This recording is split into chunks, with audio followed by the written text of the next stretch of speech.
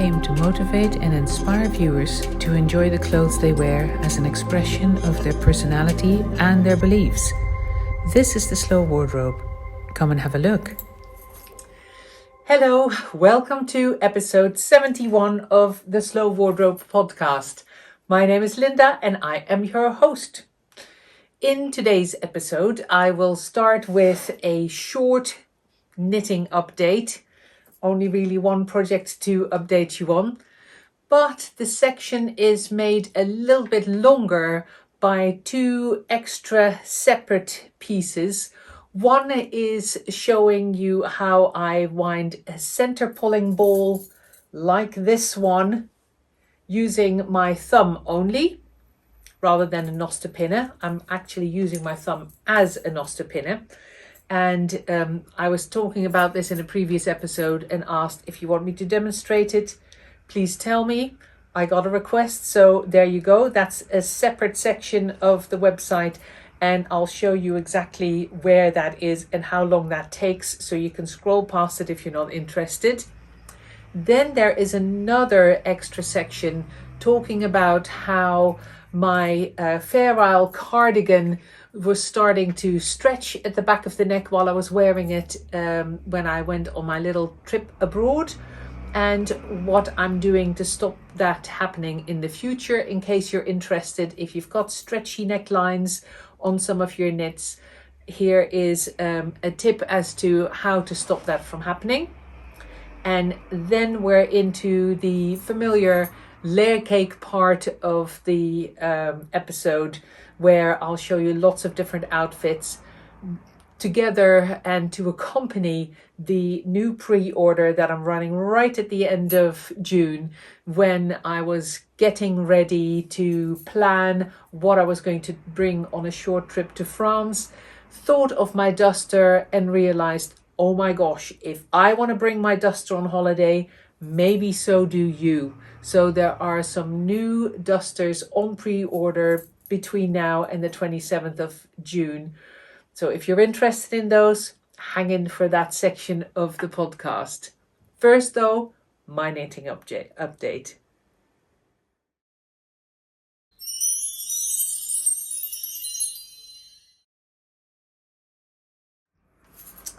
Yes, so my knitting. I was showing you kind of rather reluctantly all the socks that I have on the go. And the only update I am showing you is on my pressed flower shawl. But in truth be told, I have also finished the first of the rag socks that I was knitting for my husband, with 2 strands of sock yarn held together. I'll show you a picture of the one that's finished here. The second one, I'm about 1.5 inches in or so. So not much to show apart from the picture of the finished sock, just to prove to you that I have worked on it. But the rest of the time, I'm still really into my cashmere pressed flower shawl. I put a photograph on Instagram of it when I had gotten about this far, and that already looks a little bit like a finished shawl, but it isn't. First of all, this shawl is originally knitted on DK yarn, and this is a fine fingering. So instead of using a DK yarn and a 4mm needle, I'm using a 3¼ needle, and the cashmere is about 400 meters, a little bit more, 430, 440 meters per 100 grams. And the other yarn that I'm using is my linen, which is 600 meters per 100 grams. And in the mosaic knitting pattern that this is, those two play very nicely with each other. So I'm still going with it, and it is going to be a lovely big shawl. It's a little bit difficult to show that to you because the pins, the cables that I've got it suspended on are not long enough to stretch it out all the way. But I'll explain to you what I'm doing. Actually, I can use my previous sample to explain it in a little bit more detail. If I hold that up, or at least part of it, then you can see that coming with your knitting from this direction, there are a number of repeats of this flower pattern.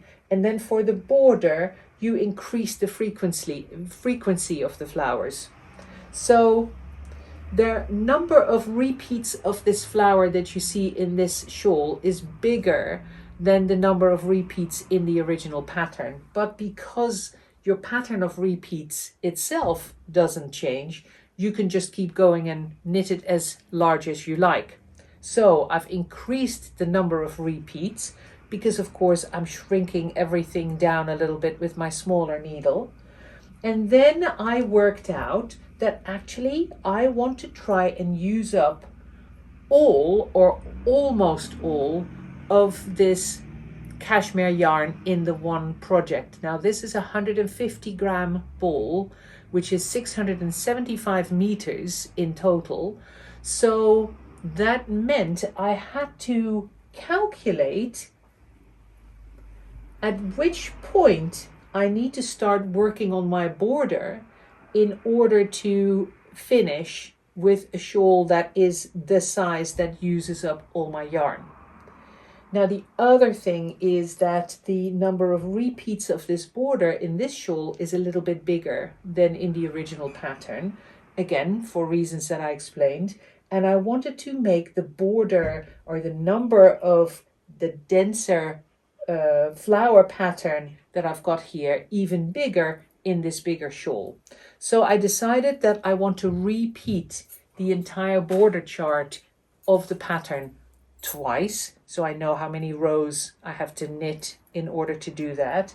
And of course I know my row and size ratio for the top part of the shawl as well. So with all that information combined, you can then quite easily, with a triangular shawl like this, calculate at which point in the progression of your shawl and at which size you have used up half of your yarn. So that's how I calculated the number of repeats that I could do of the original pattern and at which point I wanted to move on to the border side of things.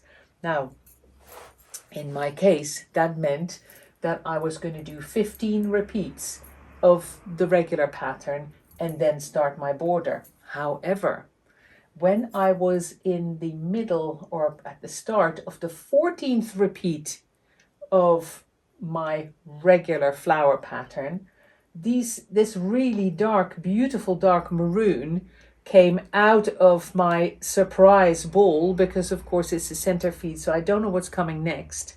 And I thought, well, actually, with the transition to that darker color, I like the idea of combining that with the transition to the edge of the shawl. So rather than 15 repeats, I've gone for 14 repeats of the regular pattern, and now I'm onto my border. And I know that I'll have enough yarn to knit the entire border chart twice. At the end of that, I will then assess whether I'm going to do one more line of flowers or cast off, maybe have a little bit of yarn left over and knit a tassel, for example, or a couple of tassels. I don't know yet. I'll keep you posted on that one. I also don't know what's going to happen with my colors yet.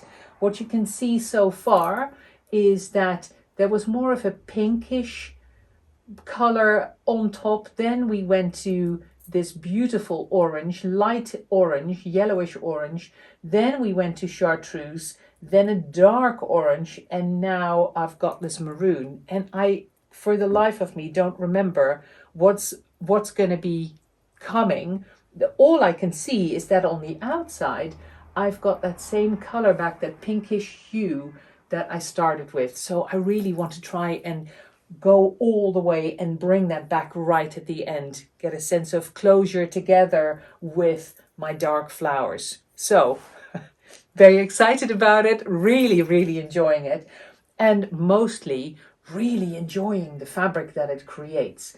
Of course, the first rows that I knitted are the fuzziest so far. It's starting to really fuzz up here, and the feel of it is glorious because the softness of the cashmere is coming out, but I've got the structure of the linen backing it up and propping it up and giving it this beautiful body. So More in the next episode, hopefully.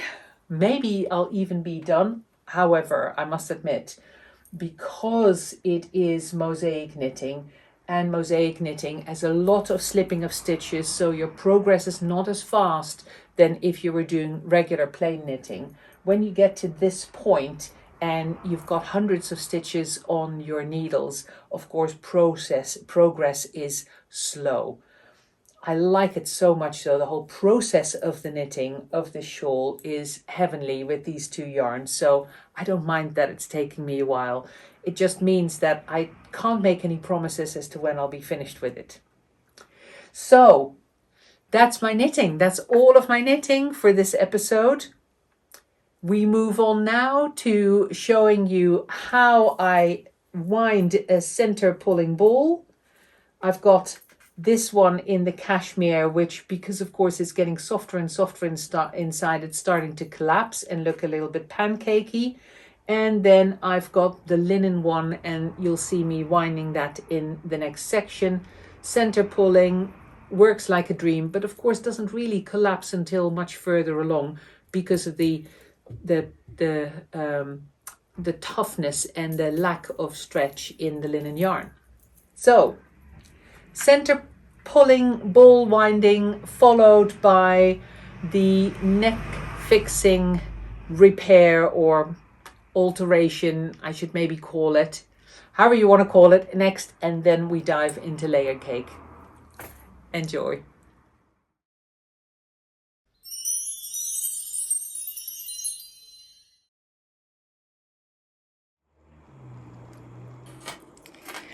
I'm going to show you in this video how to wind a center pulling ball using your thumb as a nostepinne. Nostepinne is normally a wooden stick that you use to form the core of a ball that you wind the yarn around, but instead of a stick you can use your thumb. Now, as you may know, when you have a center pulling ball, then you literally have the yarn coming out of the center of the ball, and that's what you start with when you wind a ball, of course. So this bit needs to be sticking out. So you hold a little tail of the yarn in your hand, and throughout the winding process you do not let go of, or you don't lose track of the yarn. You don't have to hold on to it for dear life, but you have to make sure that it doesn't get caught up in your winding. Now I'm using a relatively hard yarn to do this with. It's very slippery because it is my linen 3-ply.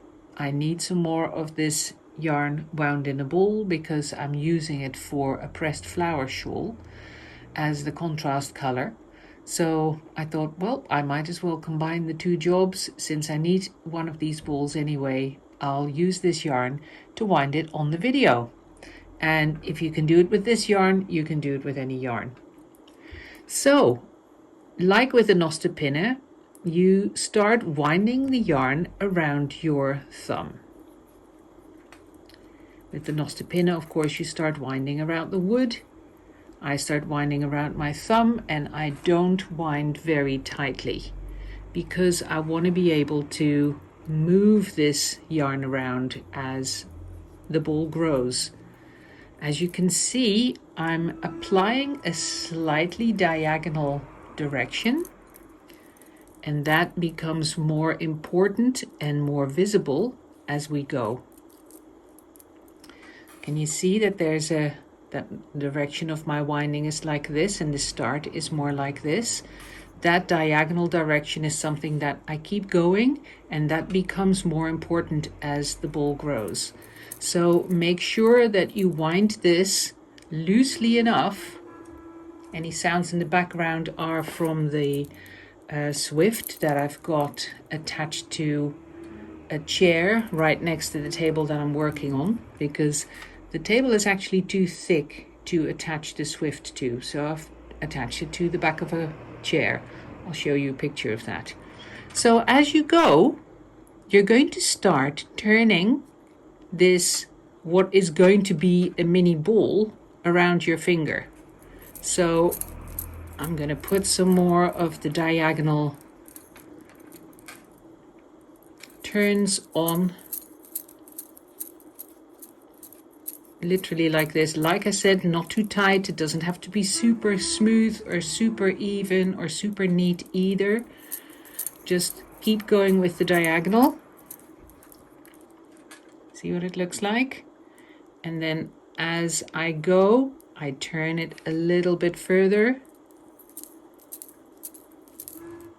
Here's the loose bit sticking down. I can just let that hang, but I prefer to hold on to it with my hand so I don't lose track of where it is.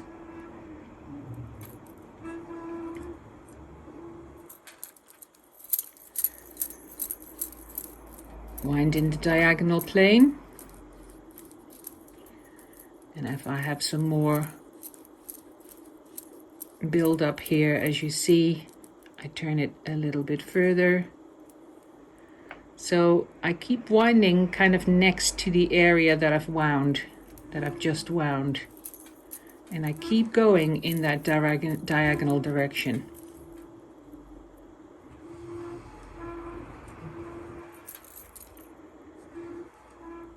Just pulling a little bit of the yarn off my Swift, so I've got a couple of meters to wind a bit more quickly. With this linen, don't ever go too far, as in releasing too many meters, because as you can see, it's a bit grabby, it grabs onto itself, and you don't want to run the risk that those loops end up being knots. Keep going in the same direction. And again, if you've got a nice little build up, turn it on a little bit again. You just keep repeating this.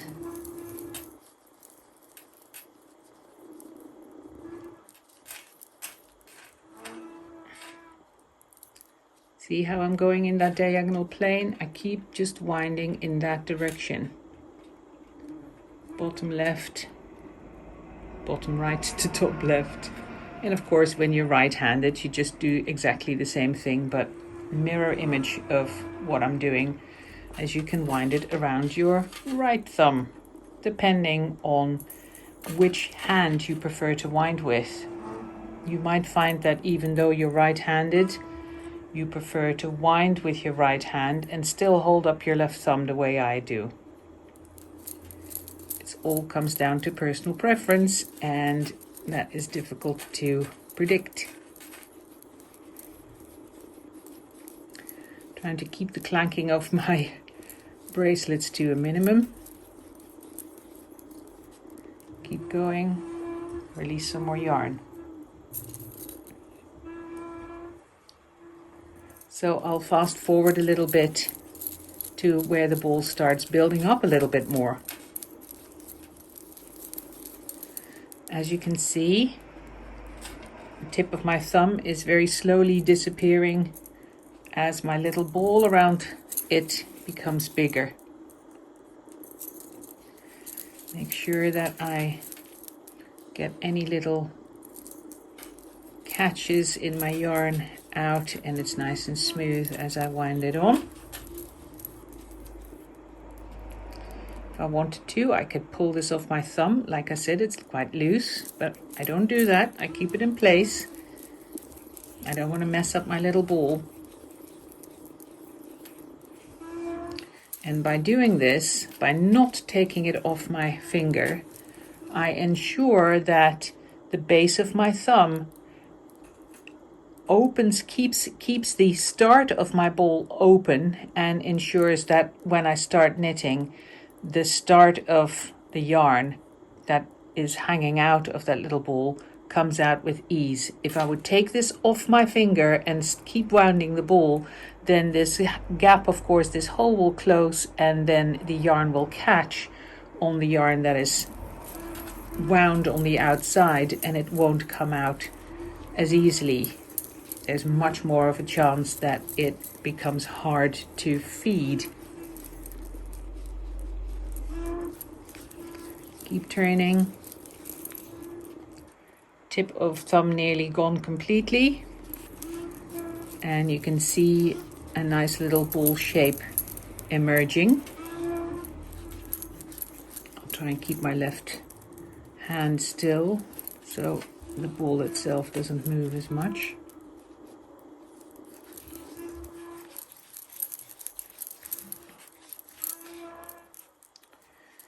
And I just keep pulling away at the yarn on my Swift. Just little moaning noises in the background. If I would put a little bit of wax on the Swift, it would become very quiet. This is just one of the ones that I have for sale here at the studio. They're available on the website if you're interested. I still have some stock of these, but once they run out, I will not replenish them. I have what I've got here and I will sell those out. So this is the way the ball looks. I will again fast forward a little bit further to get closer to finishing the ball and show you what it looks like as it grows. Another in-between shot. Because my ball is made out of linen and linen doesn't stretch, you can see that I can take my thumb out of the hole that is in the middle of the ball because the linen stays in place, but I make sure that I replace my thumb. Like I said, I don't do any winding without my thumb in place to make sure that the yarn that goes close to the hole doesn't in any way obstruct the feed from the middle.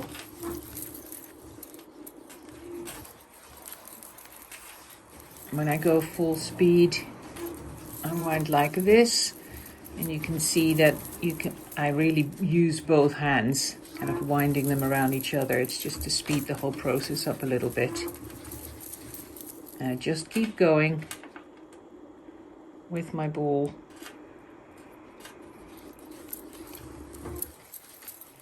I'll move on a little bit again. So one more intermediate step, because again this is very stiff and very hard and linen. If you run the risk that your thumb gets buried so deeply that the ball extends beyond the first joint in your thumb, and your thumb may be thinner here than on the joint itself, then of course pull your thumb back before you run that risk. Don't keep going until your thumb is buried and then not being able to take it out. So I just make sure that I keep my thumb in up to the first joint of my thumb and not bury it all the way in. And here it is, all done. Last little bit, thumb out, and yarn effortlessly feed out of the center. Now, as you can see, it was really just for speed. I was doing little sections of the yarn wound all in the same direction, and then moving the ball on a little bit and doing the next section and moving it on a bit and doing the next section. Depending on what kind of yarn you're working with, you may be able to do that in more of a fluid motion, and if the yarn is more grabby and not stiff like the linen is, then that is easier to do, and you end up effectively turning the ball between your thumb and your forefinger or middle finger, holding above it, and you end up winding it like that. And then you can just keep turning it, and because it won't be so stiff and hard on your thumb, you will be able to turn the yarn ball with your fingers as you go and wind the ball very, very smoothly and very gradually. But the concept stays the same. Finger in the middle and winding the yarn around the outside of your thumb, and as you saw me do in the beginning, it doesn't have to be super smooth and super even, as long as you don't tangle the start of your ball, then it'll be very easy to bring it out when you're ready to knit. And the other thing that I do, if because the outside of the ball is just wound up like this. So if I've got a little bit too much yarn coming out of the center of my ball, here I've got about 1 meter, I literally just wind it around the outside of the ball fairly loosely, catching the other loose end of the yarn here and put it away. And then it's very easy to see that here's my other end sticking out, but that's being caught by the couple of rounds that I've wound my center pull around it. So once I've get this out of my bag, then it's very easy to see which is the side that I start working with. I take those couple of rounds off and my center pull is back. I hope this was helpful. Let me know.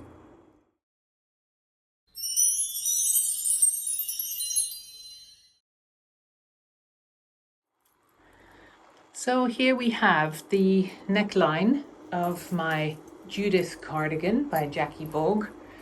If you've seen this in a previous episode, you may remember that I was telling you how, as I was wearing the cardigan, because of my loose knitting style, there's quite a lot of stretch in the back neckline, along the back neckline, and as I was wearing it, it was stretching out a little bit, and on 1 or 2 occasions slipping off my shoulder while I was wearing it open. There was a lot of wind, I didn't have my hands free, and one of the shoulders would like flop off. So I thought actually there's quite an easy solution to stop that from happening. Of course, I want there to be stretch along the top of the cardigan, but by limiting the amount of stretch that the back neckline has, I can ensure that it doesn't stretch to the point of it slipping off my shoulders.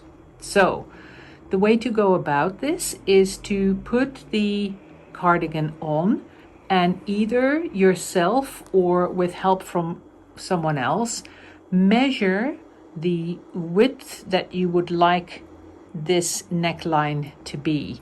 Now, as you may remember as well, of course, this cardigan has a saddle shaped shoulder that I created to improve the fit around my shoulders of the cardigan. So, and I want that the stretch to remain on the top of the saddle of this sleeve. So I only want to stop the back part of the neckline that goes from the start, one side, top of the shoulder saddle to the other side of the shoulder saddle to be locked in terms of length.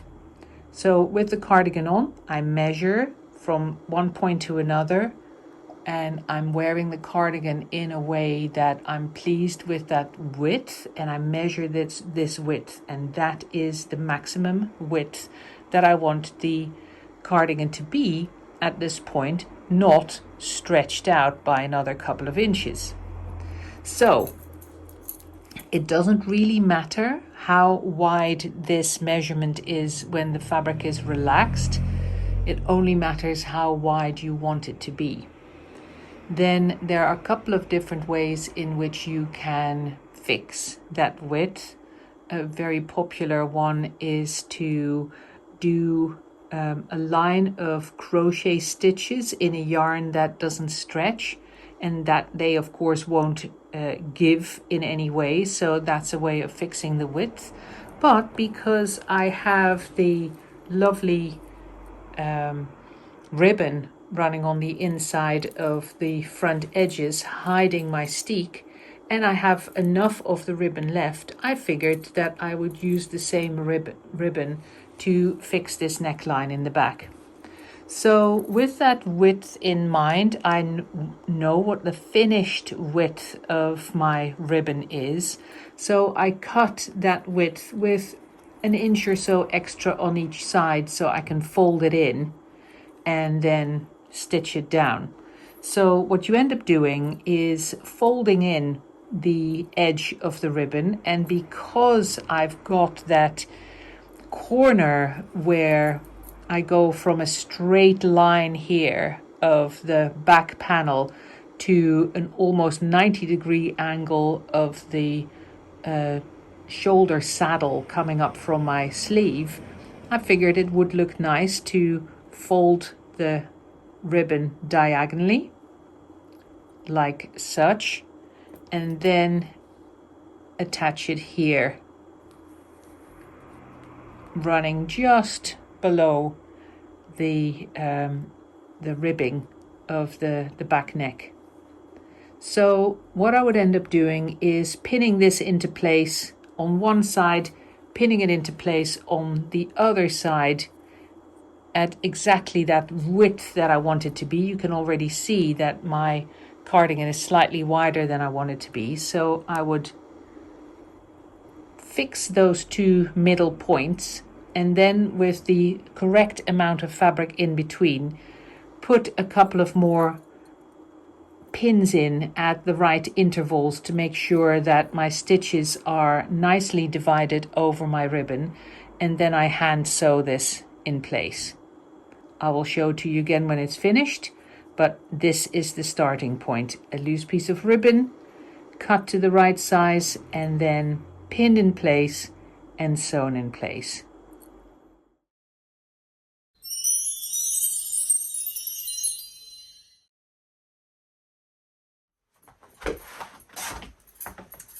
Is there any way you think we could improve on your perfect cocoony lounge set?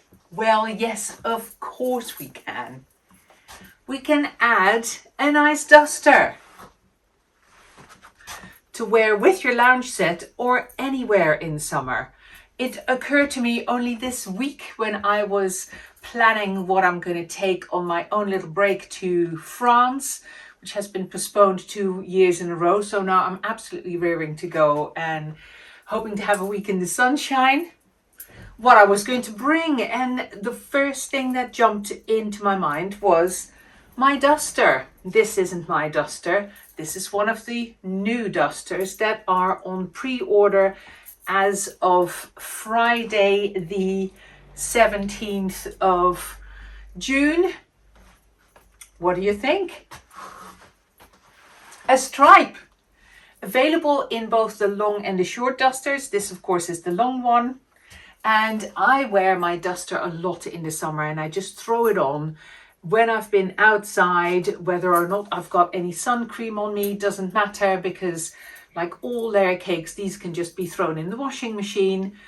But they are great as a cover-up of whatever kind you need, whether you buy the pool or just at home having done some sunbathing, or are wearing a very open dress and want to cover up. A duster is great, either short or long. So like I said, this is the long one, and this is in the heather stripe. We've got the heather stripe in the love top, so you may recognize this color from there. It's got a slight lilac-y hue to it, and as a result, of course, it also goes incredibly well with our starling play suits that we have just done. Let me throw one on to show you what it looks like. And here they are together. Look at that. Match made in heaven. The purpley, very soft lilac-y, purpley, leaning towards aubergine color in the starling stripe, and then over the top that super soft, lighter lilac-y hue of the heather stripe. I love it. Now this is the long one, like I said, but also with a long play suit. Of course, you can go for a shorter play suit and also for a shorter duster. And of course that will change to your proportions, but the combination of the two colors and stripes, how they play with each other, will of course remain the same. So what I want to show you next is how this color plays with the darker one, the magpie stripe. Let me grab one and show you what that's like. Okay, so who was expecting a magpie play suit? No, I've got the starling play suit on, and I've teamed it with a magpie duster. So yes, magpie dusters in the long and short as well in this pre-order. What do we think? Shall I show you magpie with magpie? Completely coordinated? Okay, why not? Magpie duster, magpie playsuit. This is a size 2 playsuit and in the regular length, so slightly cropped on me as you can see. And I will also show you, I don't have a magpie stripe duster that is short, but I do have a blue short duster. So combine that with the magpie playsuit to show you how those proportions change when you team that playsuit with a shorter duster rather than a long one. Want to see it? Okay, here it comes. I must say, every time I wear the combination of a playsuit with a short duster, I fall in love with it all over again. Somehow, the short duster and the boxiness of it, together with the shaping of the playsuit, I think they make magic together. However, the point of this was to show how different the shorter duster is in combination with playsuit or any other Layercake for that matter. I'll put some of the other garments on. It's not all about playsuits today. I just wanted to show those stripes together. And we're not done with stripes yet. There is a third color coming up, third stripe. Let's stick with the short duster for now and combine that with a couple of other garments. And I'll show you more of the long stripes as well as we go. Let's keep swapping and changing to hopefully inspire you. A love dress in some serious contrast. This of course is the chartreuse, still one of my favorite colors, teamed with the short blue duster. Let's put one of the long stripes on again. The heather stripe together with the chartreuse.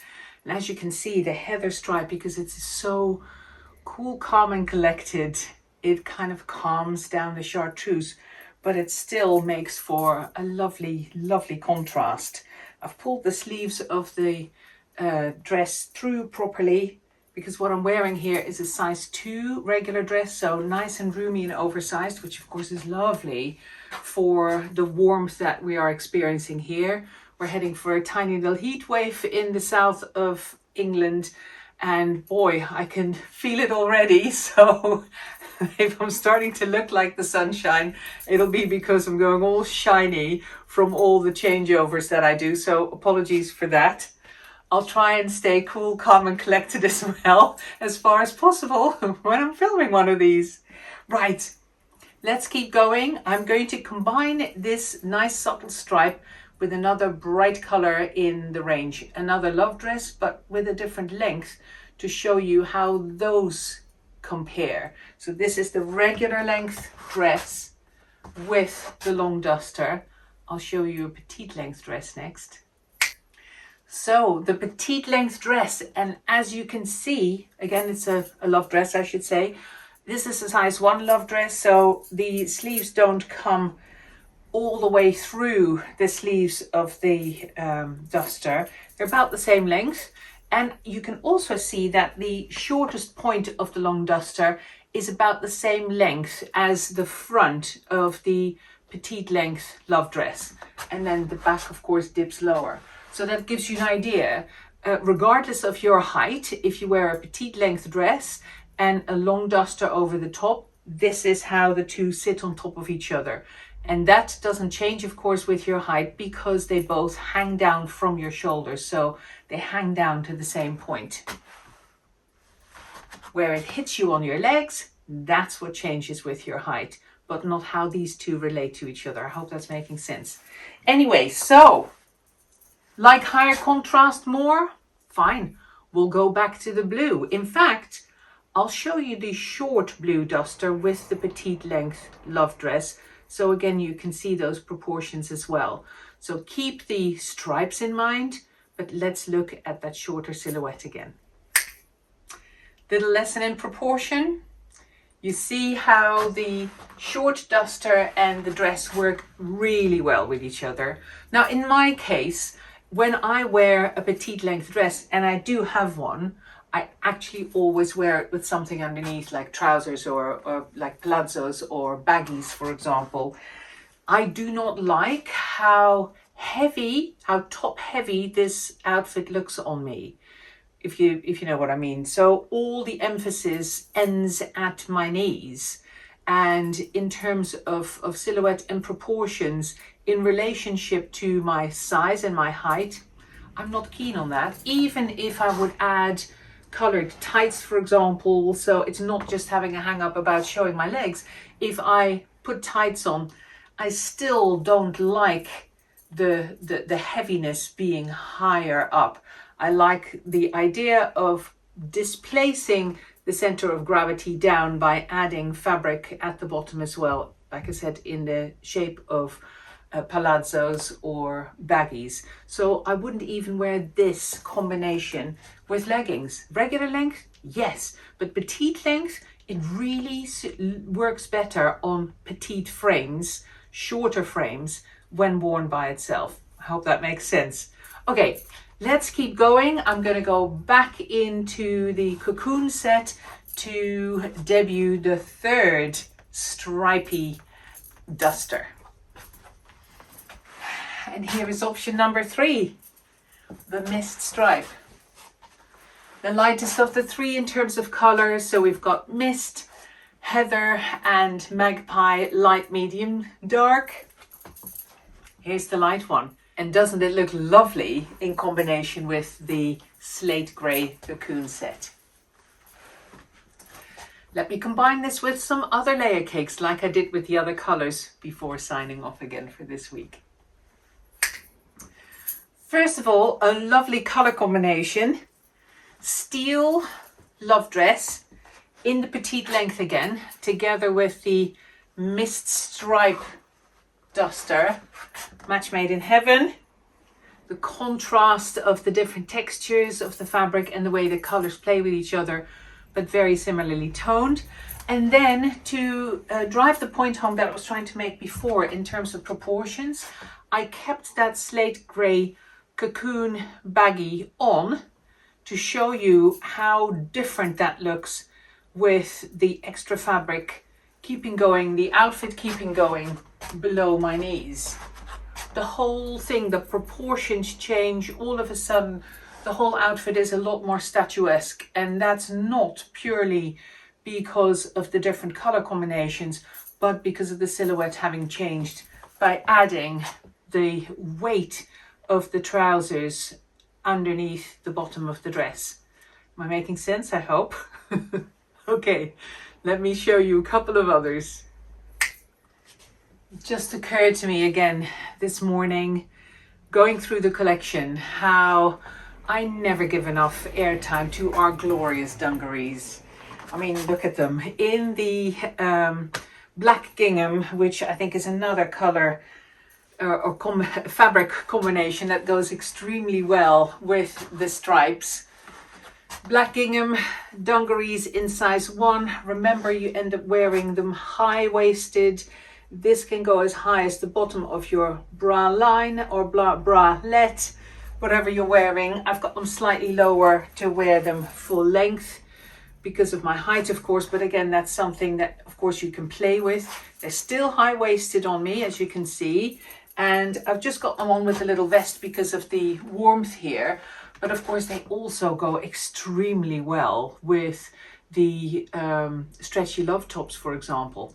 Let me show you one just to make the point and to give you an example of how glorious these are worn with the tops or just by themselves. Worn, the same outfit, worn with a red love top, a stretchy love top in a size 0. So normally the linen love tops I wear a size 1, and if my normal layer cake size is a size 1, then if I want one of the stretchy love tops to be more fitted, I size down 1. I go to a size 0, as you can see. Fitted but not tight, it doesn't pinch me anywhere, and that goes the same for your love cakes. If you normally wear love cakes Love tops, love cakes, I like that word. Love tops. If you wear the linen love top in a size 3, then you have the option to wear your cocoon love top, your stretchy love top, loose in a size 3, or goes down to a size 2 for a more fitted version, etc. And that is why we have added the 00 size to the stretchy love tops, because if you normally wear a Layercake size 0, we wanted you to be able to size down to a fitted top as well. So just recapping that in case it's useful. I think I'm about there. Oh, let me show you a combination of one of the stripy dusters with a smock or a tabard. Let me see what I've got sitting aside to combine with this outfit. May take the love top back off though, because I'm absolutely sweltering. That's better. One of the white summer smocks worn over the top of my gingham dungarees. Lovely combination, lovely and airy. Taking the top off underneath. So what you can see here is the bralette that I'm wearing that is showing through with the sleeve armhole, of course, of the smock. I don't mind that at all. I mean, it could be a little camisole, of course, that I could wear. But I think this works just as fine, especially if I then combine it with one of these. So, just to recap, this is the mist stripe. This is the heather stripe. And last but not least, the magpie stripe. All three available in the long and the short to pre-order now until, well, close to the end of June. I think it is Monday the 27th of June. This pre-order finishes so that we can get everything out to you by the end of the first week of July, and hopefully in time for any summer breaks that you may have. Any questions, give me a shout, and I hope to see you again soon.